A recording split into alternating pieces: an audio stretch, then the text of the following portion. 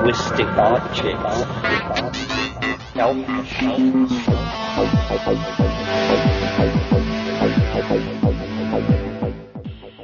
Greetings from Cyberdelic Space. This is Lorenzo, and I'm your host here in the Psychedelic Salon. But I'm not the only one involved in producing these podcasts for you. I've had a lot of help from quite a few generous donors who are helping to offset the expenses of producing and publishing these podcasts. And this week I want to thank John A., Deborah A., and longtime listener and frequent contributor, Paul D. I want to thank you for sending some money our way. So, John, Deborah, and Paul, hey, thanks again. Your generosity is greatly appreciated. As promised, today I'm going to pick up on the trialogues between Terence McKenna, Ralph Abraham, and Rupert Sheldrake that took place sometime in 1992. And if I'm not mistaken, they were held at Esalen Institute on the California coast. And I didn't think I'd ever say this, but by the end of today's trialogue, Terence McKenna comes away sounding like the conservative one of the three. Well, first of all, I guess I should warn you, and particularly any new listeners to the Salon, that not only is today's podcast overly long, there are a couple of points in this trialogue that even get way too esoteric for me. And the reason I'm mentioning this is that I don't want to scare you away from future programs that will be a little bit more down to earth. Of course, that said, I also have a hunch that parts of this conversation may really resonate with you. And I have to admit that until now, I haven't been all that keen on some of Rupert's ideas. Maybe because he was too grounded in reality or something like that, I don't know. But in this trialogue, he really hits me close to home when he states that he believes that our sun is alive and has a mind of some kind associated with it. You see, I've felt like this was true for quite a few years now. In fact, a couple of years ago, I was even into solar gazing and gained some amazing intuitions about the sun. But that's another story for another day. Anyway, I too have felt some sort of living kinship with the sun. Enough about my strange belief system. Let's join Rupert Sheldrake as he is setting up today's trialogue by putting into context what he means when he invokes, as the topic of discussion, the heavens. This evening, the subject we're going to be discussing is the heavens. The context for this discussion is what I'd like to sketch now. In the past, in all traditional cultures, people have assumed, taken it for granted, that we live in a living world. Not only is the Earth, Gaia, Mother Earth, a living organism, but also the entire heavens are alive, pervaded with gods, angels, spirits, and celestial beings of every kind. The ancient Greeks shared this traditional view, and it pervaded their view of the universe. The whole universe was alive for them. The whole universe was like a great organism with a body, a soul, and spirit. And the soul of the entire universe was called the world soul, the anima mundi in Latin. Anima being the Latin word for soul. The soul of the world, not just the earth, but the whole cosmos. This was the view that persisted through the Middle Ages and through the Renaissance. But it was a view that was shattered by the mechanistic revolution of the 17th century, when the universe simply became a great mechanical system consisting of matter in motion, with no spirit and no soul. So the heavens became a great mechanical system, and the earth just became a misty ball of rock hurtling around the sun in accordance with Newton's laws of motion. We're now undergoing a process whereby we're coming to see nature as alive again. And this is the theme of my book, The Rebirth of Nature. The aspect of this process that most people are most familiar with is the recovery of the sense of the Earth as a living organism. The Gaia hypothesis of James Lovelock puts forward a scientific view of the living Earth, which in one respect is modern, empirical, scientific. In another respect, re-awakens an ancient archetype, which in fact is so clearly suggested by the very name of the hypothesis, Gaia, the Greek name for Mother Earth. So for many people in the green movement and the ecological movement, the idea of the Earth as a living organism has become a powerful image, and one which is already beginning to shape the way that people think about our relationship to the world in which we live, this Earth, this planet.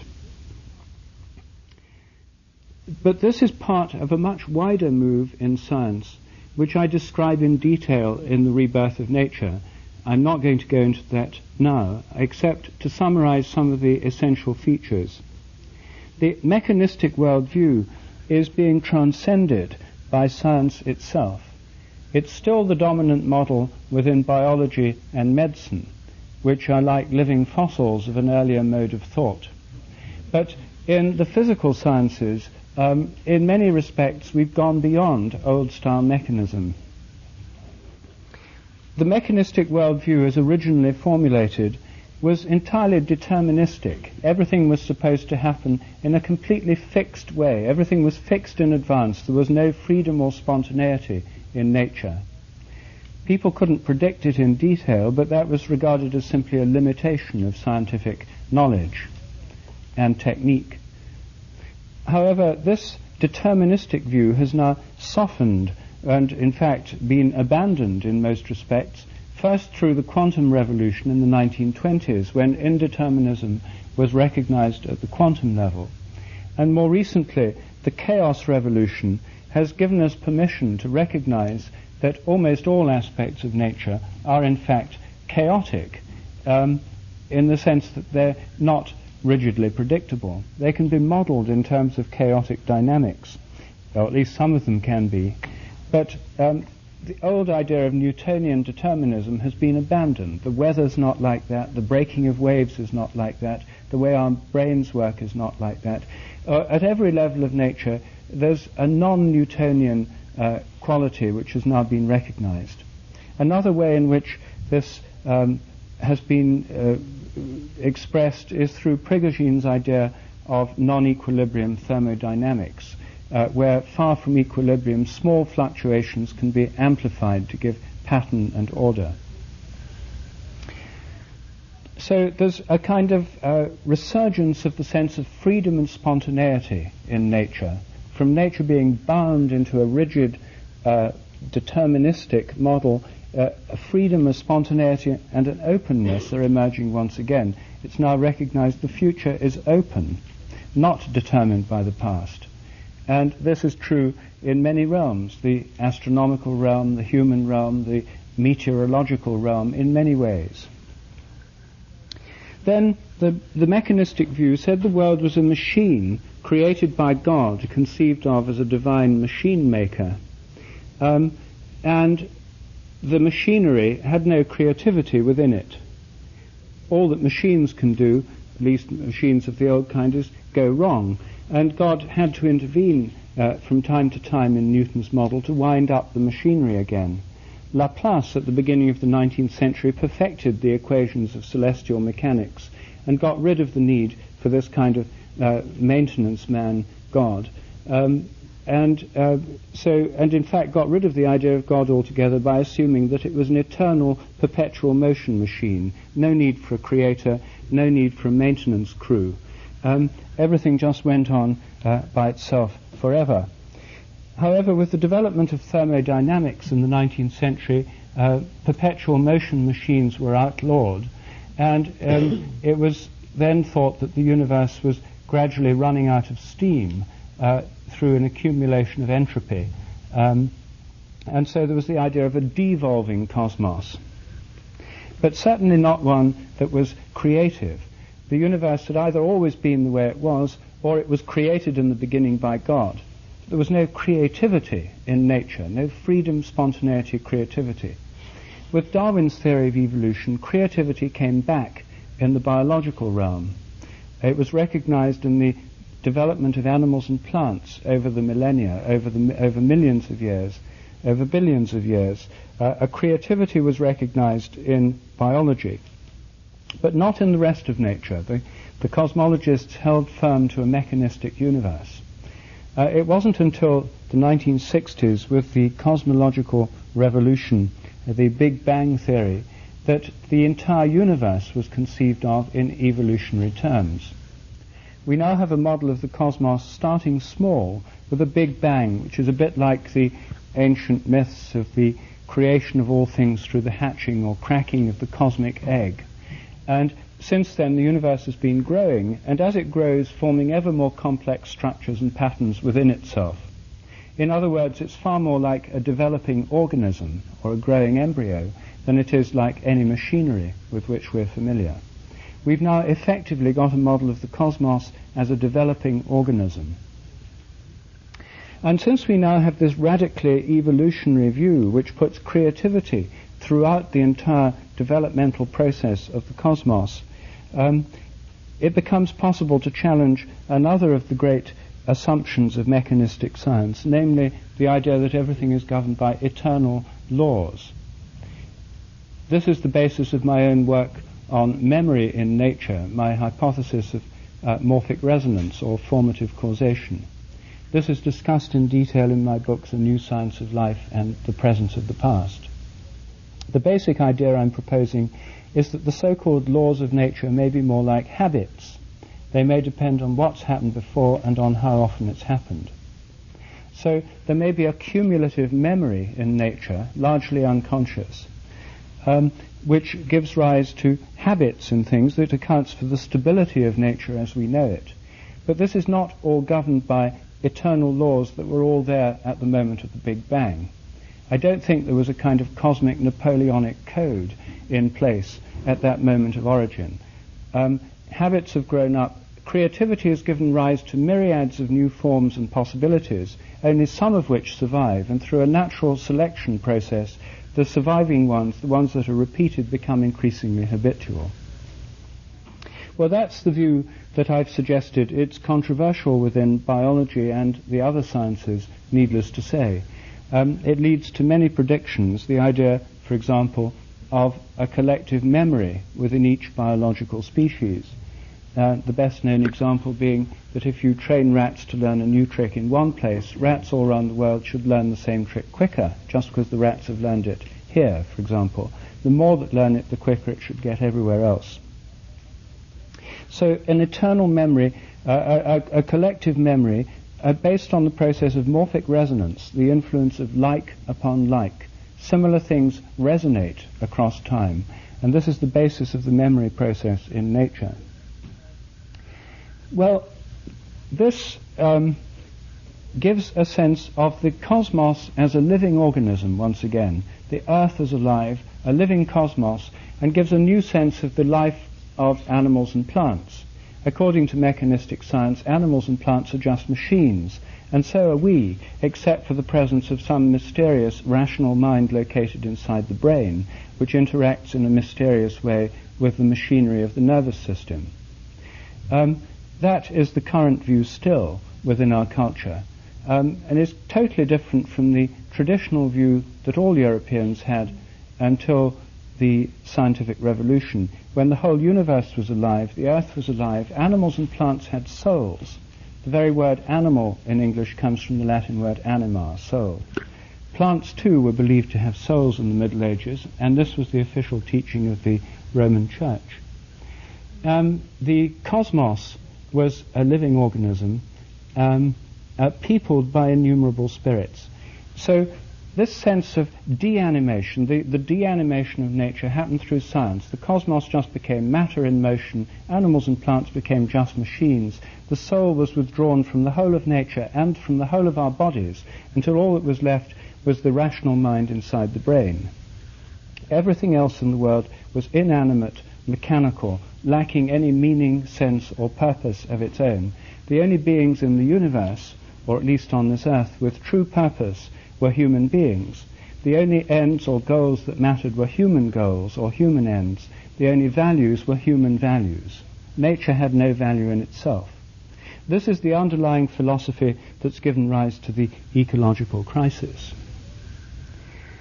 Well, a recovery of the sense of the life of nature, which is going on for a variety of reasons in a variety of ways, through the archaic revival, the revival of animistic modes of thought. Well, we're talking now about the revival of animism, a new sense of the life of nature.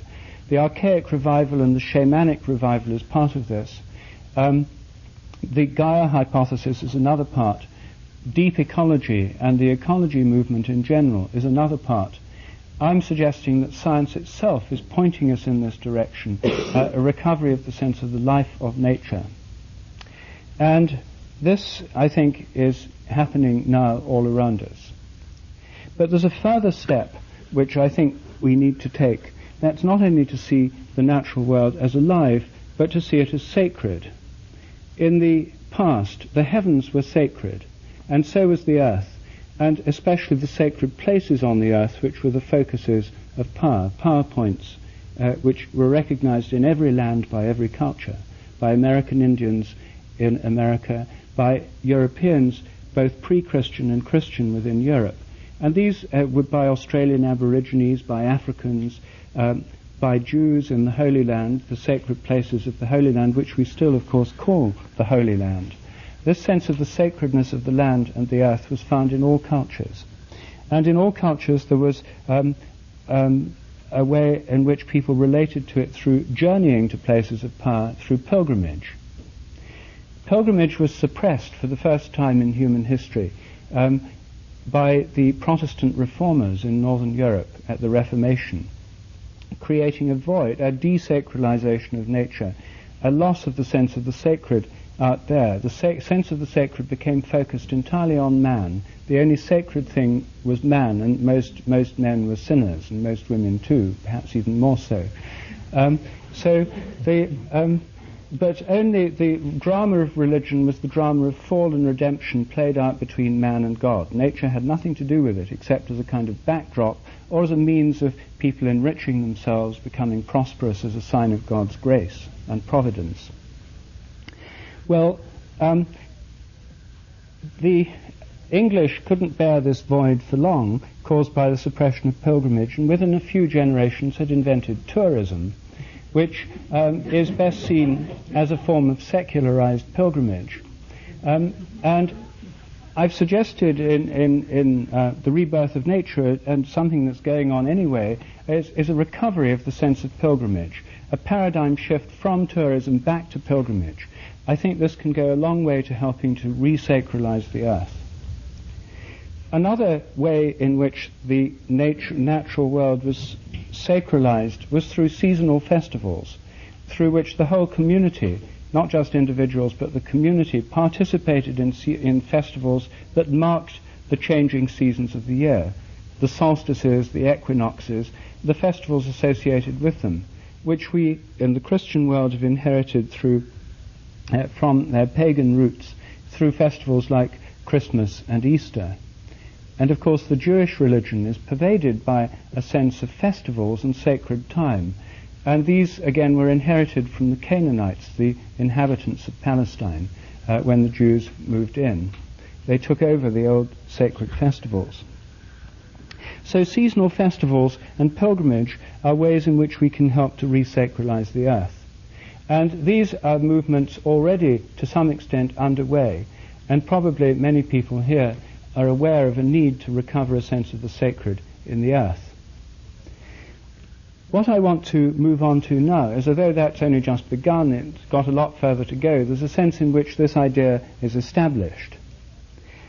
However, re-sacralizing the heavens is what I want to talk about this evening, and that involves going considerably further than anyone I know has yet gone. It's one thing to recover a sense of the life of the earth, and we are doing that to varying degrees. The awareness of the ecological crisis, tropical rainforests being cut in British Columbia, this kind of thing is well known, widely lamented, And many people, including myself, feel moved to various forms of activism in trying to do something about it. But when we come to the heavens, we're still in a state of great ignorance. The vast majority of modern people know almost nothing about the heavens. I mean, of course, lots of people have books showing pictures of the Earth from space, or children are given books about space travel fantasies. My own children, I'm sad to say, learn more about the heavens from the idea of sitting inside spaceships and pressing buttons than from actually looking at the sky. And this is the way that children are raised now. The actual sky is something of which most people are abysmally ignorant. In most traditional cultures, most people could tell the stars. Mariners had to know them. Shepherds knew the sky. Ordinary people knew the basic constellations in the sky, could pick them out, and knew the pattern of change of the stars. The Egyptians, for example, had special ceremonies at the rising of Sirius. When Sirius came into the sky, it was there for a certain season of the year, and then it went invisible again. And so this awareness of stars, of the phases of the moon, of the general movements and positions of the planets, is widespread in traditional cultures. And of course the information is there in our culture, but it's hard to find someone who actually knows it, who can point to the constellations in the sky. So first of all, we have a general ignorance of the skies. Secondly, the skies are now regarded from a scientific point of view as just matter, and that's the domain of astronomy. But oddly enough, astronomers don't know that much about the sky as you actually experience it. They've got a lot of equations about the life cycle of stars, about the nature of pulsars and other strange mysteries in the heavens. But very few know about them. I was having dinner a couple of years ago with the professor of astronomy at Cambridge, whose wife is the godmother of one of my sons. And he's head of the Institute of Astronomy there. We went out after dinner. It was a beautiful starlit night. There was a particularly bright star there. And I said, what's that one, Martin? And he said, oh, I haven't a clue. Don't ask me. He said, I don't know what these stars, constellations are. He really didn't know, because he learned astronomy from books, from computer models, not from looking at the sky.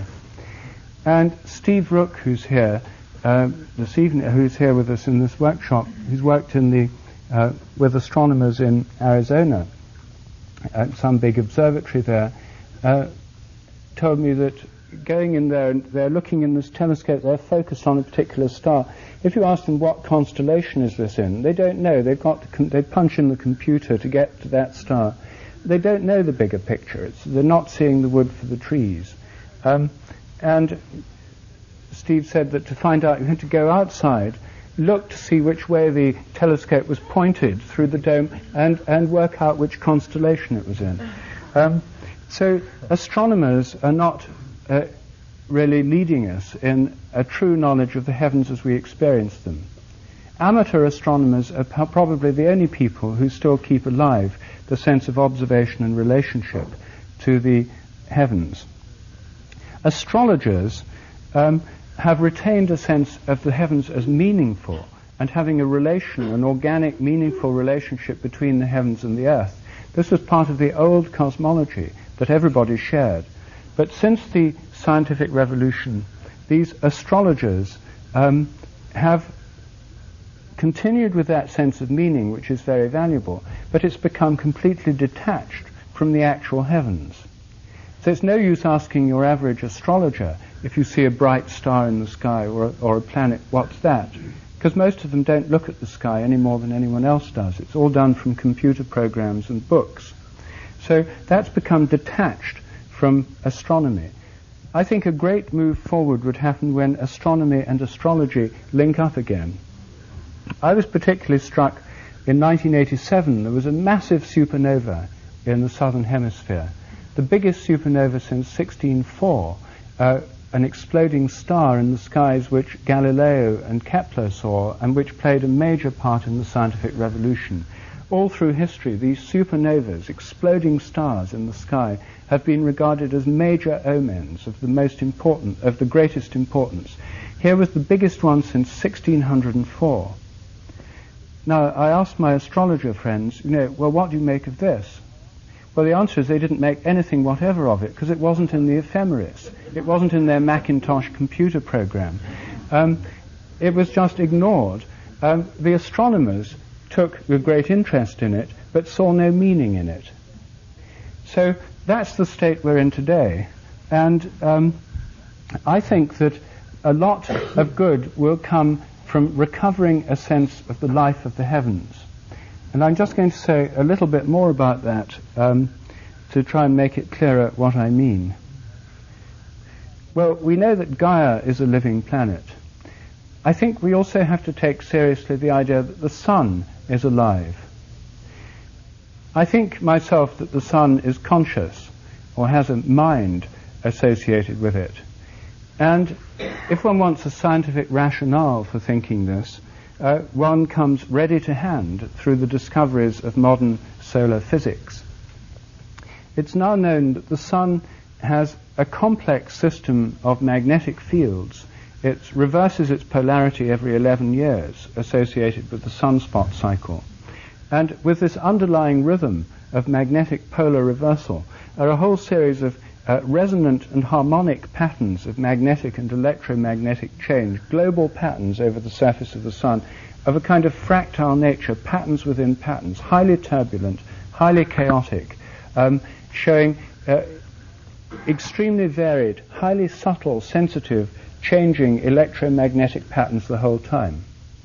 Now, if we believe that the electromagnetic patterns within our brains are the interface between mind and the nervous system, which is what most people do think, a reasonable hypothesis, then here we have a possible interface with the physical behavior of the sun through these complex electromagnetic patterns that go far beyond anything our brains can do.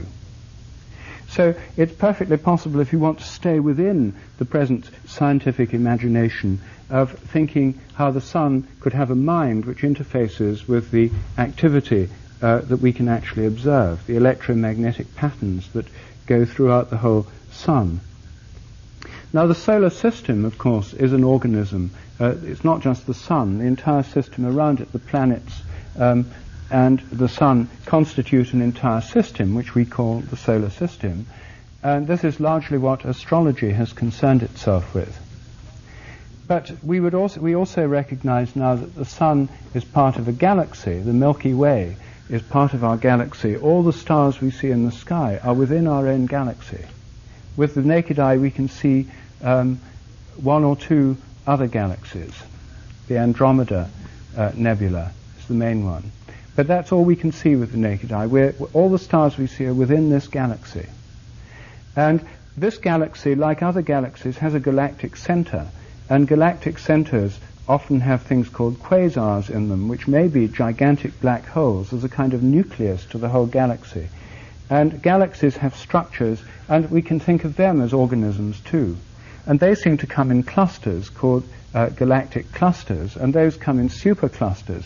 So if we think of each of these as an organism, we have vast organisms, of which our Earth is a tiny part of the solar system, which is part of a vastly greater organism. And if the sun has a kind of consciousness, then what about the entire galaxy with this mysterious center? They all seem to have these cores that relate to the rest of the galaxy in little understood ways. What about galactic clusters, and what about the cosmos as a whole? We have levels of potential consciousness or awareness or mental activity vastly beyond anything we experience ourselves, of ever more inclusive natures. When we turn to ancient traditions, we find that this has always been the general belief. The entire cosmos is believed to be animate. God has been seen as residing in the sky, beyond the sky, but also in the sky, our Father who art in heaven.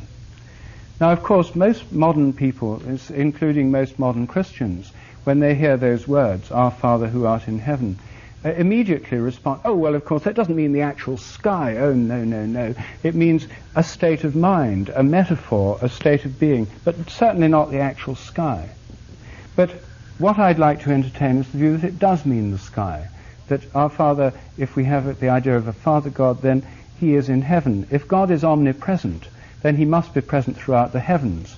And since the heavens are vastly greater than the earth, about 99.99 recurring % of the divine presence must be in the sky rather than on the earth. Now, if we take the same crudely quantitative approach, we arrive at the same conclusions about the celestial goddess, because, of course, the heavens can also be seen as the abode or the being of the goddess. In the Egyptian mythology, the sky was the abode of Nut, the sky goddess, who was the womb of the heavens, who gave birth to the sun and the moon and the stars. She was the space of the night skies, the womb from which these things come forth.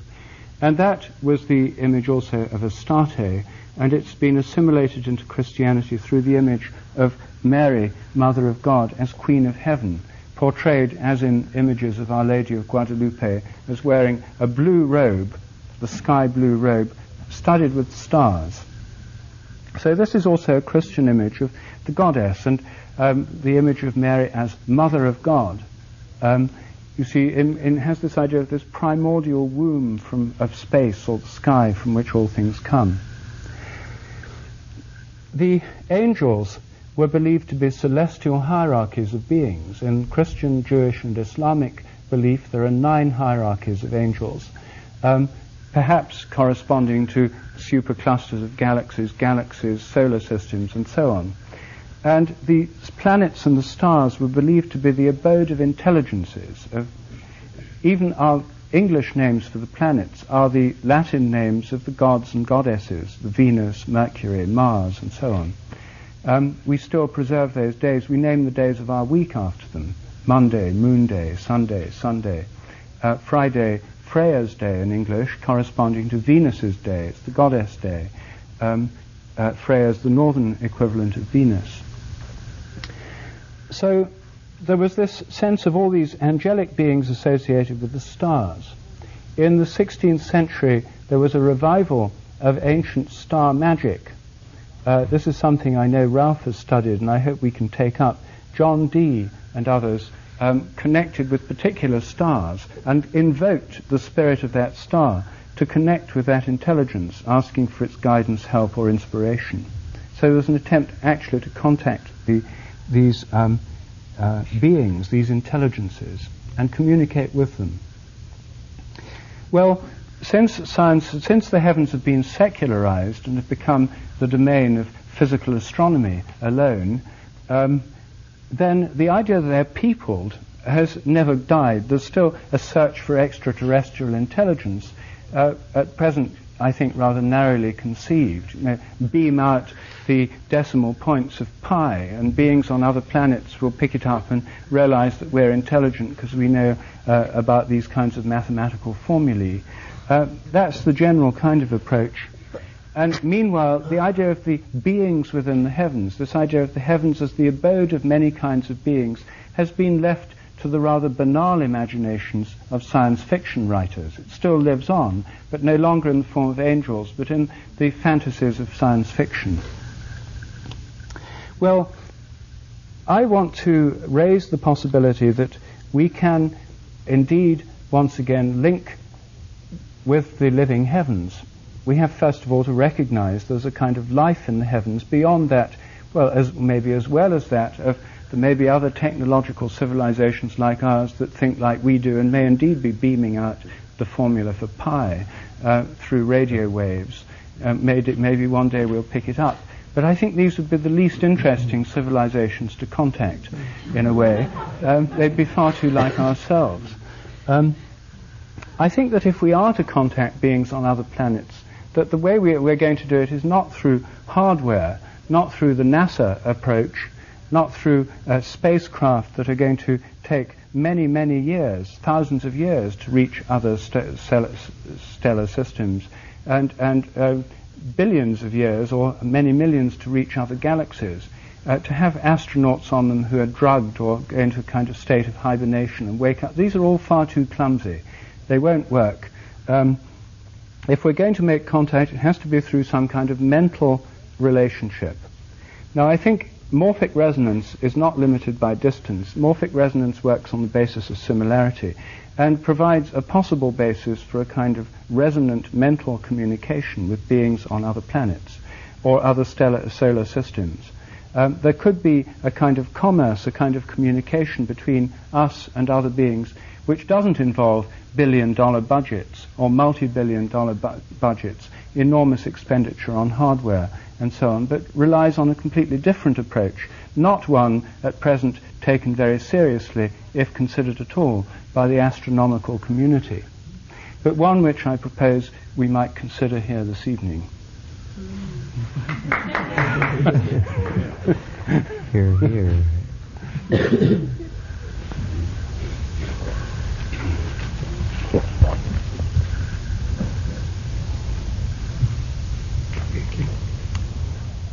Ralph,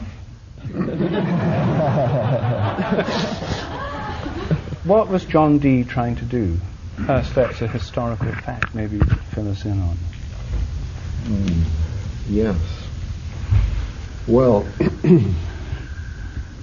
the star magic idea in Elizabethan England preceded the nucleation of science as we know it, and represented a transmission from the ancient world with a lot of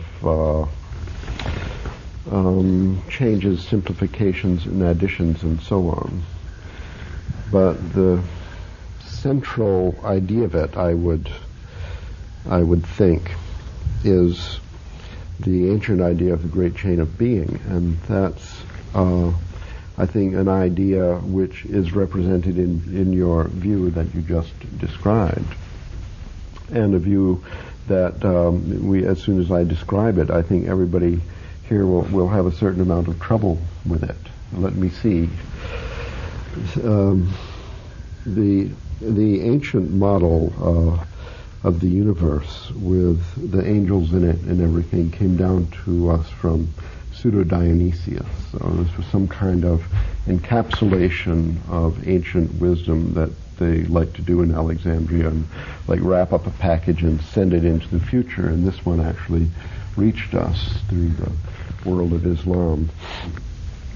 And there were these concentric spheres with, I think that there are 9, 10, or 11, depending on the view, whether the human mind would be the lowest, scummiest part, might or might not be distinguished from the sphere of the earth and so on. But basically the earth is in the center even after the time of Copernicus, and even for us, of course, when we sit in our hot tub and look at the sky, of course, we are in the center, and the earth is a sphere around us. And outside the 9th, 10th, or 11th sphere was nothing. The top sphere was the unmoving sphere of God, and the other spheres of the planets and the sun and the moon, of course, intermediated in a kind of a transmission, that morphic resonance over such a long distance, all the way from God to us, would be too difficult without some midway stations, and there were these radio amplifiers along the way, which are these other spheres. So the whole motive for this model is the great chain of being, the transmission of God's will, as it were, from the unmoving sphere of God to us. And I see here is a book on Giordano Bruno, is just sitting here in front of me. So I want to remind you why Giordano Bruno was burned at the stake on Easter Sunday in the year 1600 in Rome. And that was because, besides his many heresies, very interesting to us, for example, his theory of comets, which is a chaotic cosmic phenomenon, probably as important as supernovae in a history of consciousness. That's not why they burned him at the stake. It's because he insisted, after Copernicus, on the infinity of the universe. That is, that the stars were not, there were the planetary spheres. All the stars that we see occupied one sphere. That's the celestial sphere.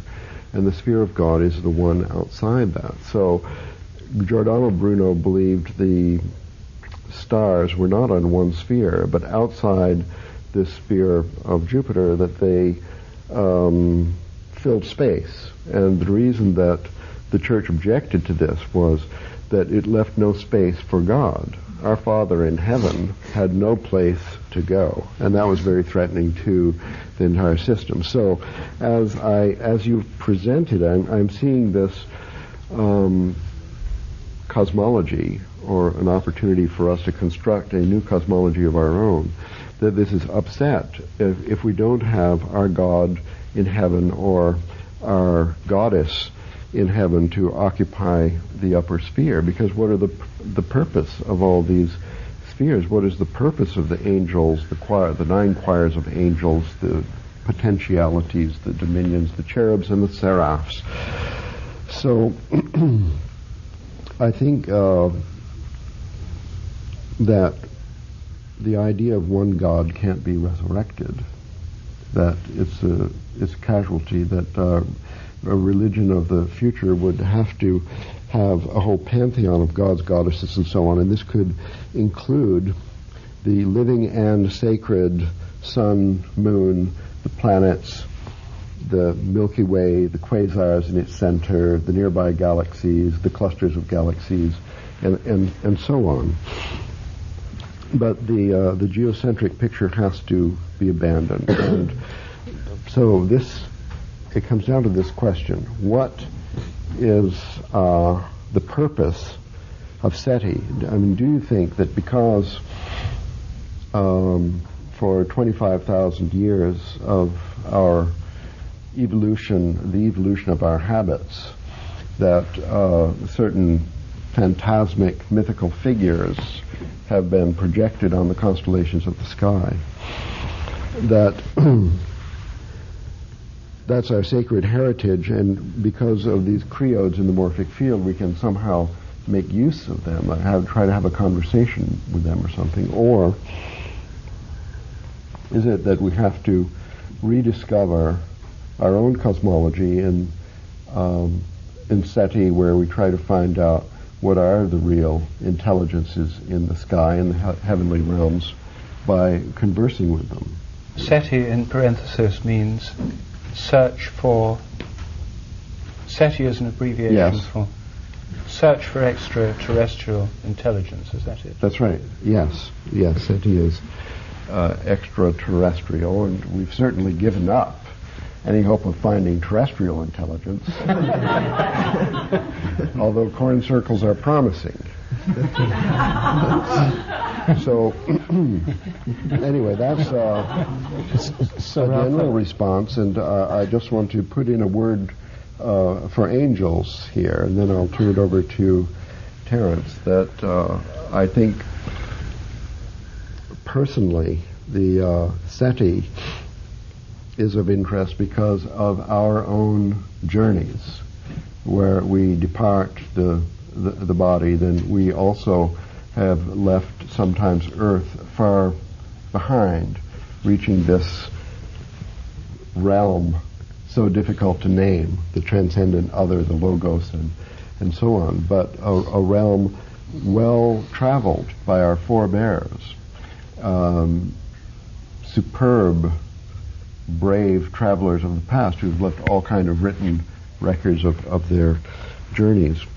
On these journeys of ours, we do have the experience of meeting extraterrestrial intelligence and conversing and learning and being taught. And indeed, our whole hope for the future, little as that may seem now, is based somehow on these travels, on the conviction that we have had Gnostic experience, direct experience of extraterrestrial intelligence. This is our interest, not because we need to search and find, but because we have searched and have found, and what do we make of this experience? So I think the relationship between the as above, as below, this is the idea, the relationship between the experience of our own journeys and the evidence of our eyes in looking at the sky, the inner and the outer. What is the relationship? That is the program of a SETI in our perspective. And I think this overall idea of the great chain of being can actually be salvaged in our cosmology without reference to our Father God in heaven or any, even the ideas of gods and goddesses, angels and so on, is not exactly the right verbal equipment to describe our experience. That's what I think. But extraterrestrial intelligence, that's better. I mean, there may be a physical location in space and time somewhere in the universe for this intelligence, and there may not. There may be no correlation as above, so below. Nevertheless, it's the conversation with the intelligence which is most important to us, not the identification with the physical matter, energy, and morphic fields of these. I'm not sure if I could connect an intelligent being I've encountered in out-of-the-body travel with the Milky Way or the planet Jupiter. It makes sense to me when you say you believe that they're intelligent beings. I can imagine the sunspots on the running across the face of the sun in this furious speed as a kind of cephalopod communication between one sun and another. I presume they can see each other, and Saturn is having a conversation with the sun that goes like this. Saturn's got his rings, waves them like that. And then the sun blinks, and sends like sunspot whirling across and has like a semaphoric conversation. And in this way, the order of the universe is maintained by discourse, by consensus, by voting in committee, and so on. If this is so, whether there's a correlation between this intelligence, which is associated with the universe, cosmic structures like galaxies, and the space of our inner experience, this possible correlation is an interesting question. So I wonder, since, in your travels, does this make sense to you, Terence, on the basis of direct Gnostic experience? You mean that we traveled in the universe or without it? So are you saying, does it seem reasonable to connect up the entities in the psychedelic experience to particular places in space and time? Yeah, does Rupert's question pertain to direct experience we've already had, or is SETI something we have yet to begin to make contact with these galactic intelligence? So the Milky Way would be a good friend to make. Well, we've had this discussion before. It's hard for me. I can imagine that the sun is intelligent and an organism, but only if I imagine it exists on that scale in some way that's fairly hard to relate to. In other words, it's like the Pacific Ocean. I can imagine it to be intelligent, but I would imagine that its intelligence is of such a nature that it and I probably don't have too much to do with each other. Meanwhile, out in the universe, somewhere, these entities exist which we do contact in the psychedelic experience. I've always sort of imagined, well, I'm never sure. I mean, are they creatures of other levels or simply other places? And then if other places, they seem to be places so far away that the laws of physics are different. So it's not just like the difference between Chicago and Memphis. It's like the difference between Chicago and Oz.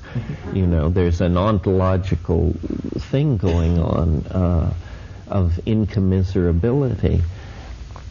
Sometimes I think that perhaps, you know, we've talked about how the morphogenetic field is a necessary hypothesis, but hard to detect the way you can detect an electromagnetic field.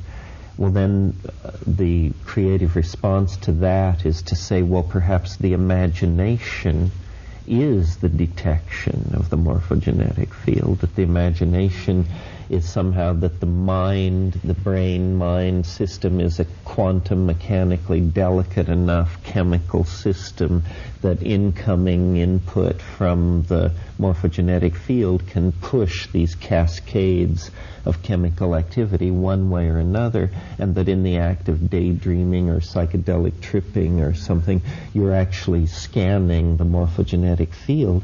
Well, in that case, it means that what we call the imagination is actually the universal library of what is real, that you couldn't imagine it if it weren't real somewhere, sometime. And in that to me is very empowering, because I think that's the truth that you learn at the center of the psychedelic experience that's so mind-boggling that you can't really return to it with it, that it's real. And if thinking about the heavens in this way as organic, integrated, and animate makes that more probable, then I'm all for it. I think, Rupert, you and I, and perhaps to some degree Ralph, come out of the influence of the school called organismic philosophy that Alfred North Whitehead and Joseph Needham and L.L. White put forth. Clearly, the reason that organism, you know, Rupert made the very eloquent case for organismic organization at every level. Clearly, the reason that's been unwelcome in science is because it raises questions about the signal systems which hold these organisms together, and that is pointing back toward a theme that I know is dear to Rupert. He touched on it this evening, which is the systematic elimination of spirit from any explanation of what nature is. I mean, a machine communicates mechanical force through direct contact, basically. An organism operates through chemical systems of diffusion or color signal or even language in some cases. So it's these higher order forms of function, if called down to explain large chunks of nature, that begin to look like a reinfusion of spirit into nature. Strangely enough, this is, of course, exactly what we need, but orthodoxy is fighting, tooth and nail. This is because it's still reacting to the 19th century battle where deism had such power that it appeared potentially capable of frustrating Darwinian rationalism. But that battle was won long ago. Now it's time to realize that trying to reason upward from the laws of atomic physics to organisms is not going to work. That there are what David Bohm and other people, I suppose, called emergent properties at every level. There's nothing magical about that concept. I mean, think of one molecule of water. It's absurd to call it wet. You know, wetness is something that you have when you have millions of molecules of water. It's an emergent property that comes out of millions of molecules of water. And at every level in the evolution of physical complexity, complexity itself has permitted the emergence of new properties with, the iridescence of mind and culture emerging finally at the top of this pyramid. I don't know. I think it's interesting the way the culture has changed its attitude toward the heavens. I mean, a revolution in our thinking that is fairly fundamental is that no one at this point, I think, believes in the human conquest of space.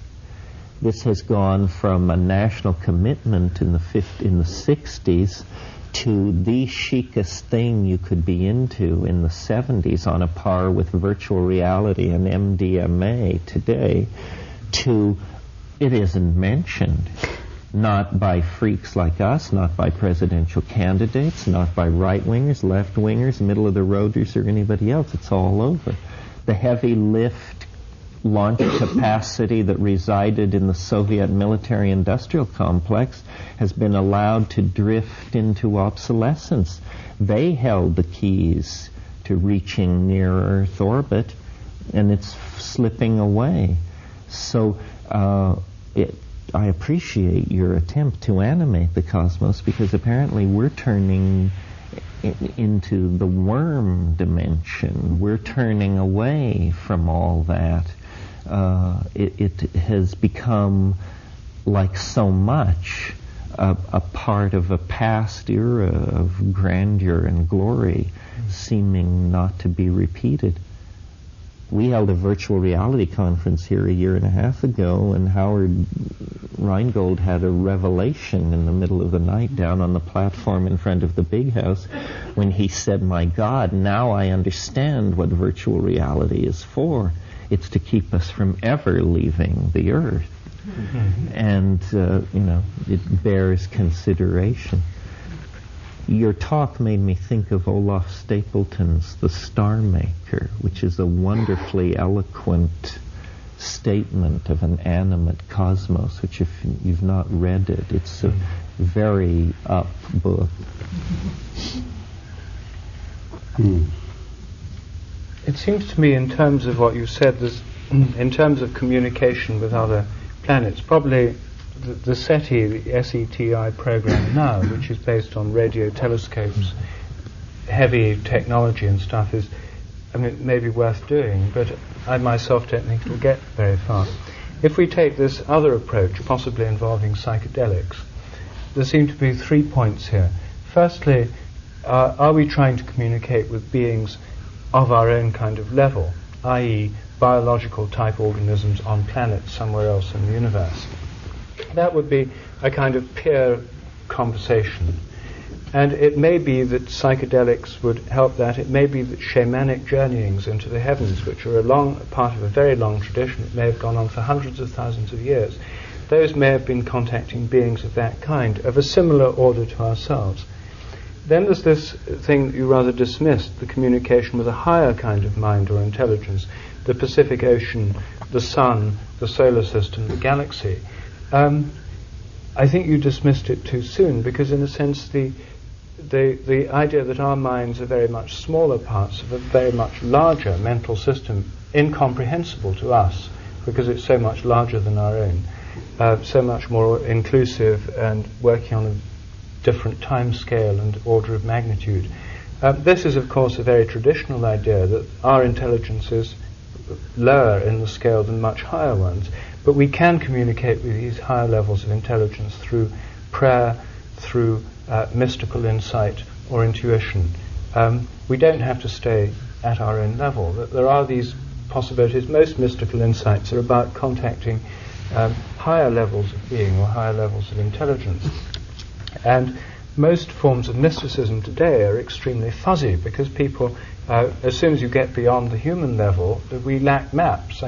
Is it a sense of connection with a particular place, the earth of the California coast and the sea that the locality extending maybe 20 or 30 miles around us, a sense of absorption into the nature of that place, or the whole planet Earth, or the solar system, or the galaxy, or the cluster of galaxies, or the cosmos, or God, who may be a spirit pervading the entire cosmos, the unifying spirit of everything. Most people don't quite know where one leaves off and the next begins. All they know is that it's bigger than them. And it may be that we're not...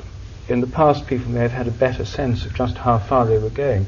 I think these doctrines of hierarchies of angels was an attempt to recognize that there are many different levels of intelligence or mind beyond our own. So, and there's a third point, which is that in order to contact beings, possibly with the help of psychedelics, possibly in meditative or altered states of consciousness induced through chanting, or possibly by a combination of all known means, all these together.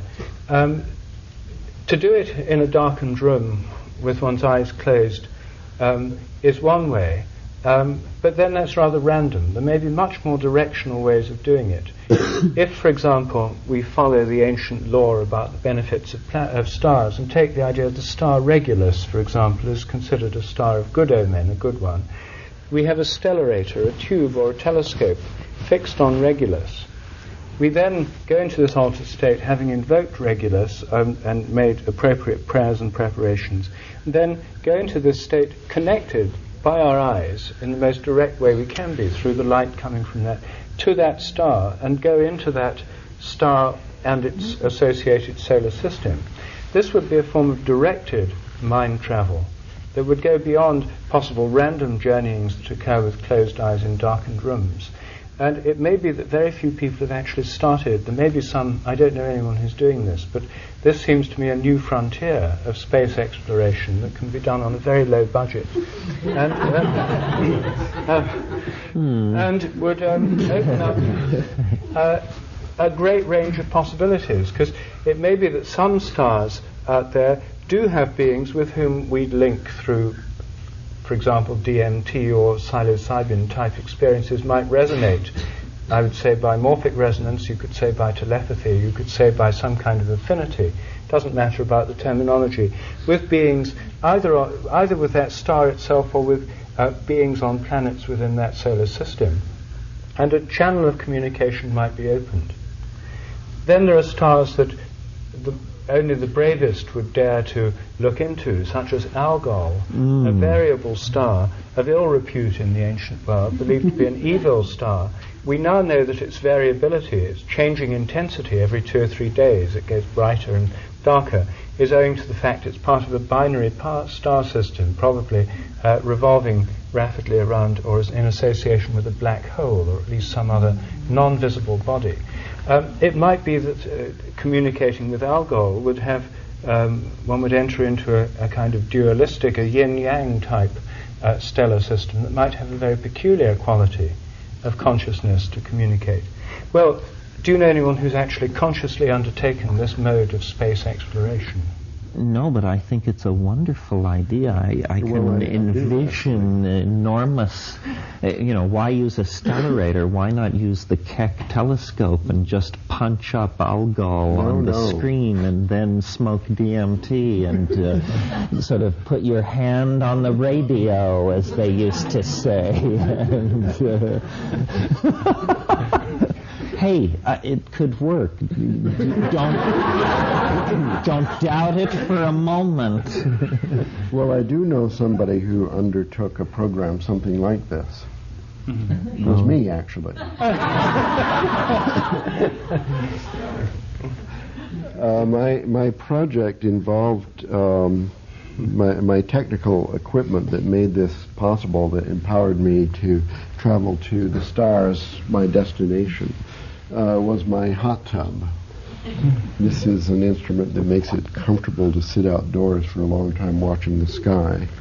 I explored primarily the polar constellations of the Milky Way. and some kind of conversation with the Milky Way is possible, and also with the zodiac and the zodiacal constellations, but particularly the lunar constellations, the polar constellations. They have a lot to say about the morphic field. But I forgot to answer your question about John Dee and his conversations with the angels, and maybe now I see that might be appropriate here. Because mathematics was interpreted by him as being a healing art in which the stellar influences would be used for healing. He had in mind particularly human diseases. But in light of our current circle speculations, we could also apply this on a larger scale where we feel that our future and the biosphere's future is threatened somehow by the human infection. We might reach out here for a more radical solution to the problem, following the ideas of John Dee. So this is sort of how he did it.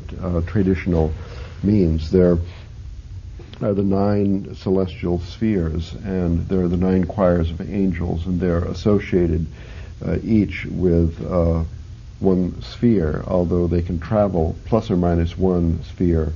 The more powerful ones can travel a little farther, but through their cooperative activity they can pass messages up and down, and the disease is called by imperfect resonance with these forces. In the lowest choir of angels, which are just called angels, they are particularly the messengers between the gods and the other spheres and people, and individual people have individual angel guardians and so on.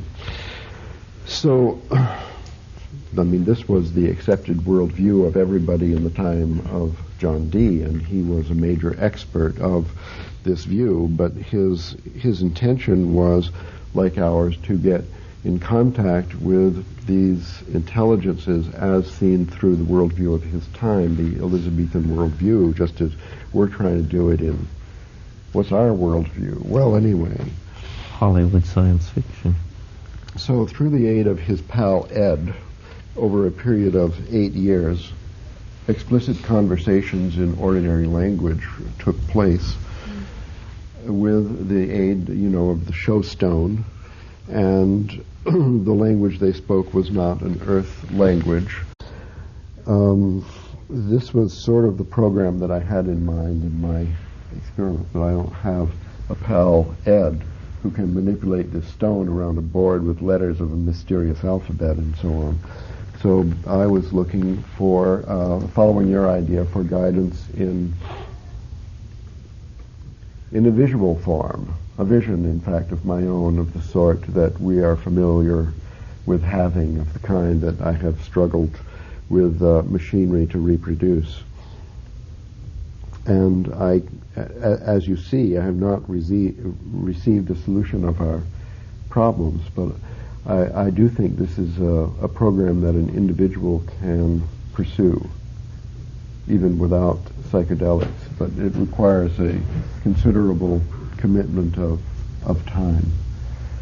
And I think that my experiments would have been enormously assisted by a computer-controlled stellarator. I do not think the Keck telescope would help. It's too indirect, because we have in mind, I don't know if this has come out in our recent trialogues, but we've had in mind photons, the electromagnetic field, as one aid in the materialization, as it were, the communication of the morphic resonance actually to our minds and individual soul.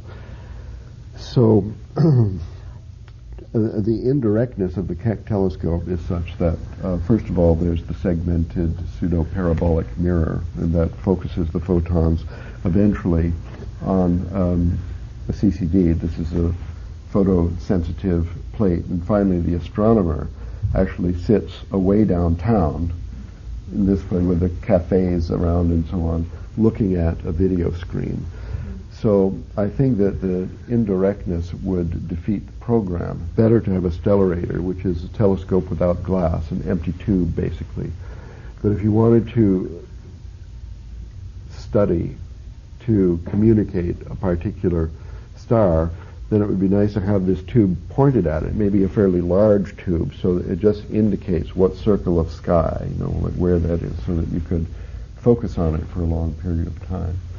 This is easy to do with the polar constellations, however. Any favorite one, Beta Cassiopeia, for example, is a star that everyone knows, and not only now, but in earlier times when the pole was actually located in the faraway galaxy is another location in the polar constellations have always been polar constellations. So for 1 million years we've been looking at Beta Cassiopeia and so on. So I'll recommend this to you and anyone else has a program.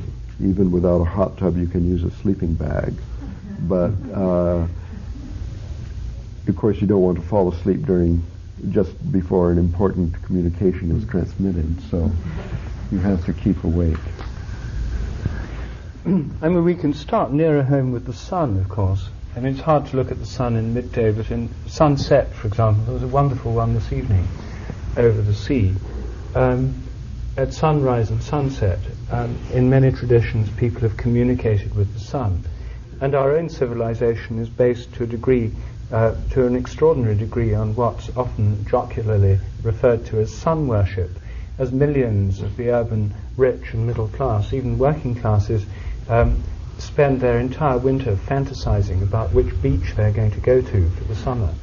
In England, since it's usually rainy, people like going to Spain, the Costa del Sol and that kind of thing, and lying around on beaches in the sun. I mean, it's referred to as sun worship, but we should perhaps take that a bit more seriously. There's this, the way in which people like to be in the sun, it's now known to be dangerous, bad for the skin and so on. It doesn't stop people. That's relatively recent. In the 19th century, very few people lay in the sun. So there's a curious movement of our whole civilization towards this new relationship to the sun through lying in it. In India, it's a traditional part of the daily ritual of Indians to greet the sun as it rises in the morning. The Surya Namaskar, a yogic practice, a prostration to the sun, which I've done it myself every day for maybe 15 years, I don't always get up and do it at dawn, pointing to the sun, but it's a greeting of the sun in the morning that forms a conscious relationship to it. And this conscious awareness of the sun is probably, well, and of the moon for that matter, but the sun's more important in this respect, is something we can start with. Well, I think maybe we should reconsider the moon. Since it's hard to have visual contact with the sun unless you get special glasses, which is a possibility. We could have, instead of a stellarator, just these dark lenses. The moon, however, is quite interesting. It has its own sphere, of course, the lunar sphere. And among the 9 spheres, the lunar sphere is somehow the most important one. It's the membrane for our kind of life. Everything inside the lunar sphere decays and dies, and everything outside the lunar sphere is eternal. So the moon was somehow always seen as the boundary of mortal life. Furthermore, it is visible at night and you can look at it, and everyone loves to look at it. And you do get some kind of powerful, well, I used to say that consciousness evolved by starlight. And probably love and the emotional structure of the human and mammalian system has evolved by moonlight. So it's very good for us to study the moon. A problem in learning to communicate with the moon is that it moves so rapidly. It changes its phases. So if you have the habit, for example, to observe in the evening, or you always do your observation in the morning, then there's only a few days a month when you can actually do it, to communicate with the moon. And that makes it difficult, because after the lapse of almost a month, when you start again, and then you've sort of forgotten. Nevertheless, the moon has definite possibilities, and it might be the strongest experience, our likeliest possibility of actually having a conversation and renewing our contact with the living and intelligent world, the universe, would be through the moon. I don't myself expect the moon to have a great deal of intelligence or life. I mean, it's the most inert heavenly body we know, I think. I mean, Venus is a turbulent system with plenty of scope for chaotic perturbations and shifting systems of order. Jupiter has this extraordinary vortical system on it, this fluid flow system of an incredibly dynamical kind. Saturn has these delicately poised and no doubt oscillatory rings, and many of them have very sensitive, like membranes which could pick up fleeting changes and so on, which could be interfaces between the physical and the mental realm. The moon seems rather lacking in that respect. Okay, maybe the moon is dumb. I'm not willing to concede that, but I see that some people would rather put their money on a different number. So let me still recommend some alternative to the sun, and perhaps one of the brighter planets, Jupiter, is probably the one that most people are familiar with. This Jupiter and Saturn are visible in the sky almost like stars. They stay in the same position for a long time, so it's easy to find them without a computer-controlled stellarator, and to watch them. I mean, they're simply the brightest things around. So what about that? Contacting Jupiter or Saturn. What do you think, Terence? Some botanical trips should be devoted to this form of SETI? Well, I observed someone once who claimed that somewhere out between Mars and Jupiter is an invisible topological twist yet to be discovered by science. And a new twist. Yes, a new twist, and that Jupiter actually is the Earth in some peculiar... twisted reflection. A twisted reflection in another order of matter. Well, that would be okay. Yeah, it's hard to observe the Earth at night, and maybe Jupiter is... that this twist is there in order to facilitate... Well, there's plenty of exotic chemistry on Jupiter, and even, I think the current thinking is that Europa is actually the most likely place in the solar system other than the Earth to have life, because Europa has very dense, deep oceans of liquid water. It has to be as dumb as our moon. Why would it be smarter than our moon? No, it has oceans of liquid water, which in fact may be that the entire thing is a drop of liquid water. In other words, there may be no solid core. Is supporting life a sign of planetary intelligence? Is that... Well, there is a school of thinking that holds to that. Well, then this Earth is dumb because it spawned us. But biological life is but one form. I mean, if we're talking about life as the kind the sun may have, or the solar system, or the galaxy, we don't have to go straight for biological life. That would be equivalent to the sort of similar level, peer communication type system. Yes, I mean, what you're talking about when you're talking about Jupiter or something like that is superconducting life at high pressures. No, we're talking choirs of angels here. We want to hear the song. But I'm talking about the medium is Jovian, where something like Europa, it's a more terrestrial thing. These other kinds of life, I dare say, live mostly in our fevered imaginations at this point. I mean, the evidence for them is extraordinarily underwhelming, I think. But how many people have looked? I mean, this is a good point. Well, a person who's going to disbelieve horn circles is certainly not going to have a clever conversation with Mandimi. No, Medimi is another thing. Oh, you'd be impressed by Medimi. I liked Medimi. I liked her act. But from there to the thinking sun is a long step, although not an impossible one. But I think the thing about the whole discussion about SETI and that is that the difficulty is not to the difficulty is to recognize extraterrestrial intelligence or non-human intelligence. I think it's there on the sun, on Jupiter, but the very nature of its non-humanness makes it either elusive or uninteresting or horrifying, and that it's probably a very narrow spectrum that we would have the experience of an I-thou relationship with. I mean, we can decide here and now that in fact the sun is alive and highly literate and so forth. It doesn't greatly change our experience in the way that an extraterrestrial with which we could at least exchange information with would be. I mean, the creatures in the DMT place are pretty non-human. They're not made of matter. They appear to be some kind of plastic energy. Either they're syntactical or, I don't know. They're not made of matter. They are cognizable as individuals. In other words, we can say there are many of them, and that they move through a kind of space. I don't know. I think the recognition of intelligence, if it's not like yours, is going to be very difficult. I mean, we can't even have Croats and Serbs getting along together.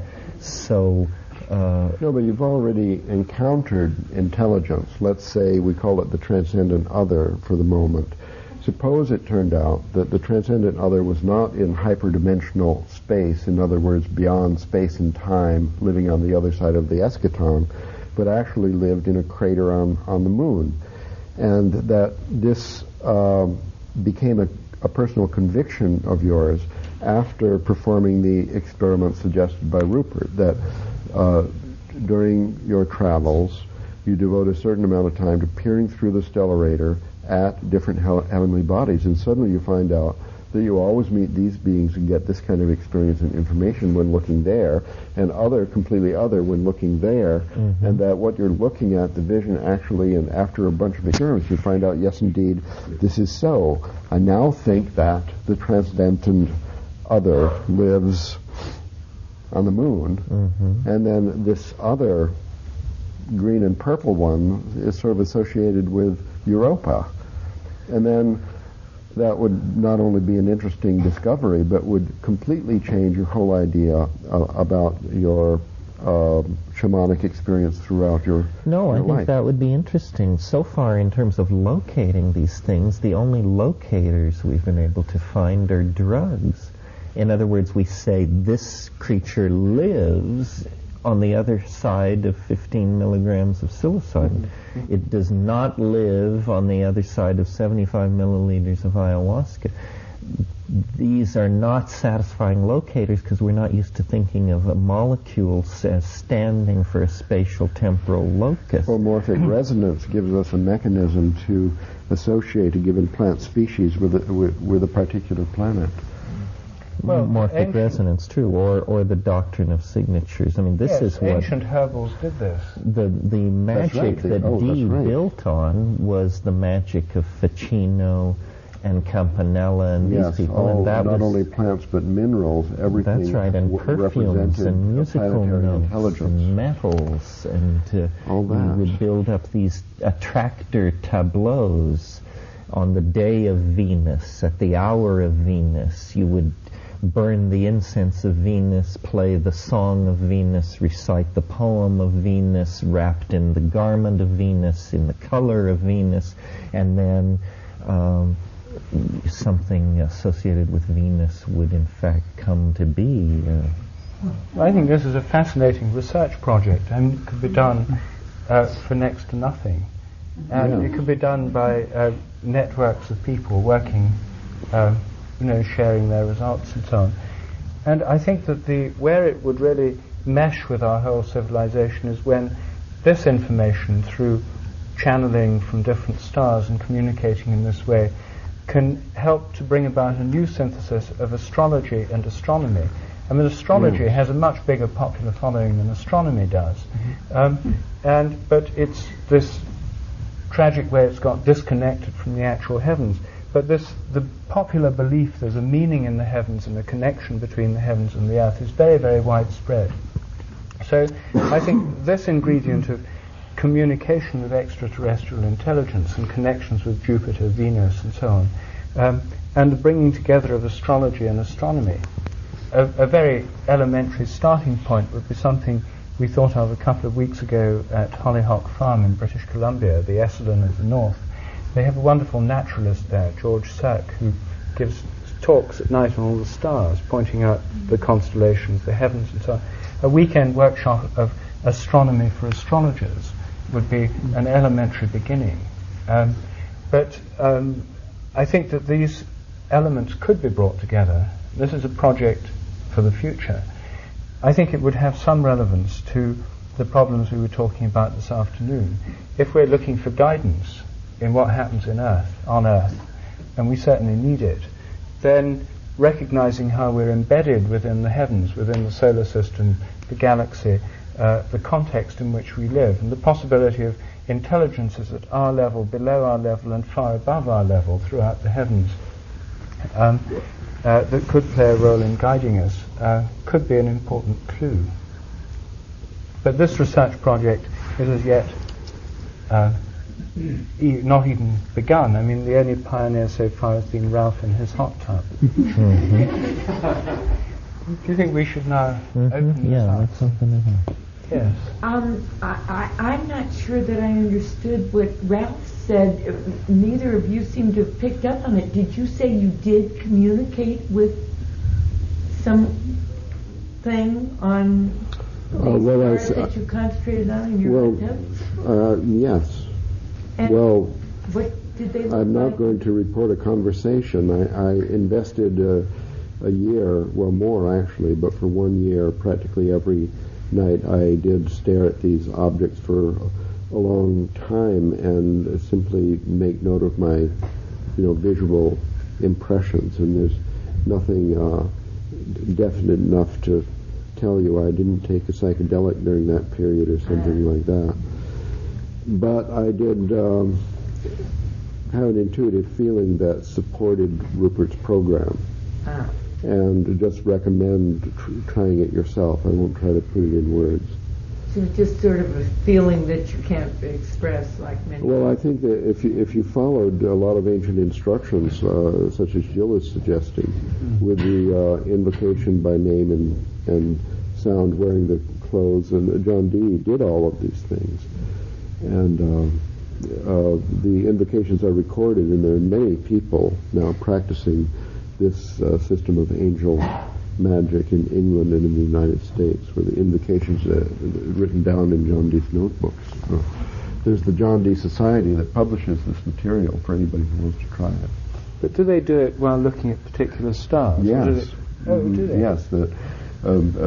A typical group doing an Enochian invocation does have a so-called astrologer who keeps track, who has the clock and keeps track of the exact positions with the ephemerides and checks the position, and they're definitely communicating with stars. But so what do they have to say? Well, you have to experience it. That's all I can tell you.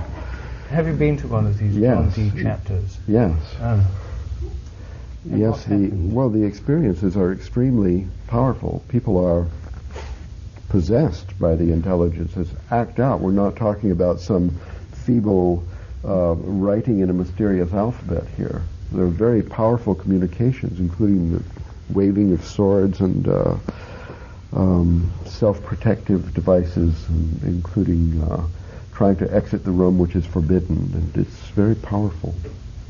So this is already going on then? Extensively.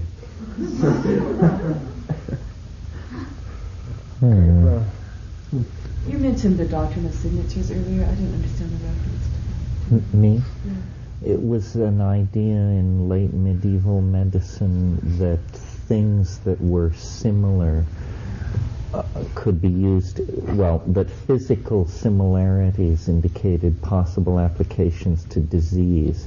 So in other words, if you have a plant with leaves shaped like kidneys, this would obviously cure kidney infection. So it's where you look in the physical world for, it's an analogical form of thinking. You look at the physical world and you try to bring things together that seem associated, and then you use this medicinally. Do you see? So that like... Well, that I knew, but then how does that relate to John Dee? Well, this form of angel magic that comes out of Ficino and then is perfected in Campanella, it takes the idea that you... it was basically decan magic. The zodiacal signs can be divided into thirds. This is now obsolete, but these decans used to be very important. They ruled a third of each zodiacal sign, and each decan had associations to it and an image, so that a decan might be associated with the color black and large cats and certain fragrances, certain flowers. So then if you were going to invoke this decan, you would know the hour of its rising, and you would bring all these materials together, and then you would play music. Certain notes were sanctioned for this, so that people like Michael Meyer, there's actually alchemical music extant to be performed at these invocations, and through building up these sympathies and harmonies, you would attempt to capture the power of this stellar entity. To then be utilized for some sort of magic.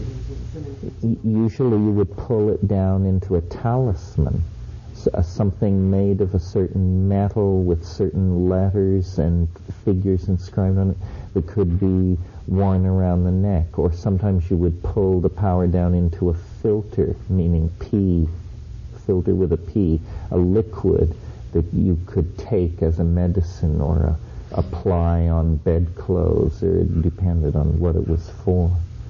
This was very strong. See, all of the magical literature of the Middle Ages was basically derived from a single work called Picatrix that was not lost in the West. All the other magical literature of late Roman Hellenism existed for centuries only in monasteries in Syria. It was lost to the West, and then at the time of the Renaissance, all these manuscripts were brought to Italy and translated, and it created this huge flowering of magical thinking. And this was the kind of magic they were talking about. It took the figure of the magician, who was essentially previously imaged as a haggish, rural old woman who had spells and strange material, and turned the magician into the Renaissance magus, the companion of princes, the co-ruler of the state in a scheme of magical sympathy and resonances. Popes were, in the cover of the Giordano Bruno and the Hermetic tradition, there's a picture of the mosaic at Siena Cathedral that shows Hermes Trismegistus co-equal with Moses. So this is where the Renaissance thinking on this was. You're listening to the Psychedelic Salon, where people are changing their lives one thought at a time. So, what do you think about Rupert's idea of directed mind travel? or better described as psychonauts in space. I like the idea myself. During the period when I was solar gazing every day, I often spent that time thinking about the sun as if it were a conscious entity. And I've often thought about the consciousness of stars. Now, I realize that this is a little far out for some of our fellow saloners, particularly for the newcomers to the salon, so I don't often talk about some of these ideas, but that doesn't mean that they aren't interesting to me. So far, I haven't come to any conclusions one way or the other, but I'm definitely going to reread Star Maker again. I think it was about 25 minutes or so into his rap when Rupert was describing organic solar systems in organic galaxies and organic superclusters and so on, that I was reminded of Olaf Stapleton's magnificent novel, Star Maker. And then a few minutes later, we heard Terence McKenna also comment about that book coming to mind. And if you haven't read it, I think it would be worth your time and trouble to track down a copy. But on the whole, without trying to, Rupert does a great job of summing it up, at least in the abstract. Interestingly, just yesterday I read a report about some new work that has been done which suggests that the entire universe is fractal in nature. Until recently, this was thought to be true up to and through, I guess, structures as large as the superclusters. But the latest research seems to indicate that the fractal nature of things holds true at least out to the 200 million plus light year range. Now, why would I or anyone else care about this? Well, I'm not sure, to tell the truth, but I do find it fascinating whenever some sacred corner of science is upended. Here's a little bit about what this website article said about the fractal universe, and I'll post a link to it in our program notes. But this site said, many cosmologists find fault with their analysis, talking about the analysis of the fractal nature at the large scale, largely because a fractal matter distribution out to such huge scales undermines the standard model of cosmology. According to the accepted story of cosmic evolution, there simply hasn't been enough time since the Big Bang, nearly 14 billion years ago, for gravity to build up such large structures. What's more, the assumption that the distribution is homogeneous has allowed cosmologists to model the universe fairly simply, using Einstein's theory of general relativity, which relates to the shape of space to the distribution of matter. Modeling a fractal universe with general relativity is possible in theory, but in reality it would be devilishly complicated. That would leave cosmologists without a working model, like acrobats without a net. Now, what does all of this have to do with us here in the Psychedelic Salon? Well, I don't know, maybe nothing, but it's interesting to think about these things every once in a while, don't you think? However, these past few days, I've had some other things to think about, and thankfully I received an email from Janice, who is a fellow saloner currently living in Denmark, and he let me know that Google was reporting that our Notes from the Psychedelic Salon website wasn't safe. Well, it took a little digging, but I finally found some code that somehow had been slipped into our site that Google and I both found offensive. It appeared to be a tracker of some kind. So I took down all of the external links and began rebuilding the site, a project that isn't quite finished yet, but at least the problem has been solved, and Google is no longer reporting us to be a hazard.